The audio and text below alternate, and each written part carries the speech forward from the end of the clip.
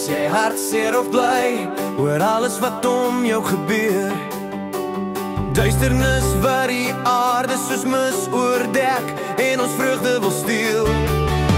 Maar Jesus trek sy hand na jou uit en gee jou 'n